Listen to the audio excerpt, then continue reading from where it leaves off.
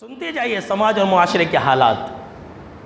جس کے اندر اچھے خاصے لوگ بھی پھنسے ہوئے، پڑھے لکھے لوگ بھی اس کے اندر شامل ہیں، نمازی لوگ بھی اس کے اندر شامل ہیں۔ جن کام کو انجام دینے والوں سے اللہ نفرت کرتا ہے، اس میں سے ایک انسان وہ بھی ہے جو لڑائی جھگڑا کرتا ہے۔ جی ہاں، سن لیجیے، اسلام کی تعلیم کیا تھی؟ اسلام کی تعلیم تو یہ ہے کہ المسلم من سلم المسلمون من لسانہ و یدہ، کہ کامل مسلمان، سچا مسلمان، پکا مسلمان وہ ہے جو اپنے ہاتھ سے، اپنی زبان سے کسی کو تکلیف نہ دے۔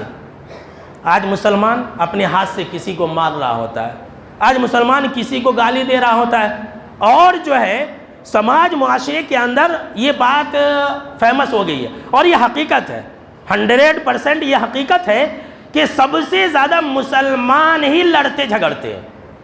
مسلم محلے کے اندر روزانہ لڑائی ہوتی ہے، خواتین روزانہ لڑائی جھگڑے کرتی ہیں، پانی بھرنے کے لیے عورتیں جو ہے کچھ زیادہ ہی لڑائی جھگڑے کرتی ہیں۔ مسلمان چھوٹی چھوٹی باتوں پر بہت زیادہ لڑتے اور جھگڑتے، ایک دوسرے کو معاف کرنا نہیں جانتے۔ تو سن لیجئے، جو انسان بھی لڑائی جھگڑا کرتا ہے نا، لڑائی جھگڑا کرنے کے چکر میں رہتا ہے، کسے ماروں، اسے میں پریشان کروں، اسے پریشان کروں، کسے پریشان کروں، تو ایسے لوگوں سے اللہ نفرت کرتا ہے۔ مسلم شریف کی روایت ہے، اما عائشہ رضی اللہ تعالی عنہ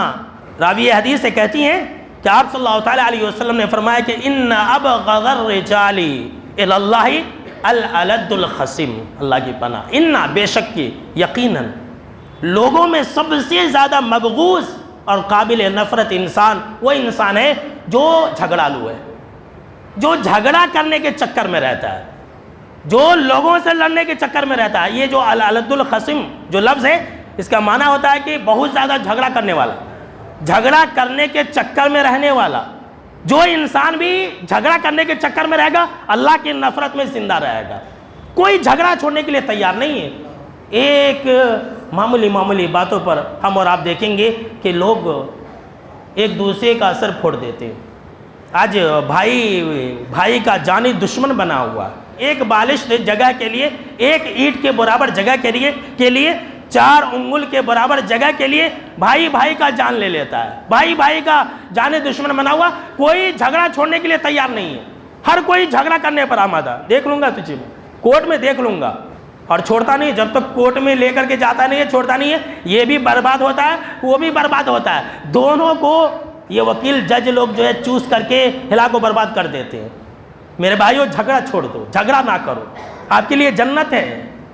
جی ہاں، یہ بھی جناب محمد عربی صلی اللہ تعالیٰ علیہ وسلم کا فرمان ہے، جہاں ایک طرف جھگڑا کرنے والوں سے اللہ نفرت کرتا ہے، وہیں دوسری طرف یہ بھی فرمان ہے کہ جو انسان جھگڑا کو چھوڑ دے گا، ایسے انسان کے لیے جنت ہے۔ ابو داؤد کی بالکل ہی صحیح روایت ہے، آپ صلی اللہ تعالیٰ علیہ وسلم نے فرمایا کہ میں ایسے انسان کو جنت کے کنارے میں ادنا درجے میں ایک محل کی بشارت دیتا ہوں، سونے چاندی کے محل کی میں گارنٹی دیتا ہوں، ضمانت دیتا ہوں اس انسان کے لیے جو جھگڑے کو چھوڑ دے۔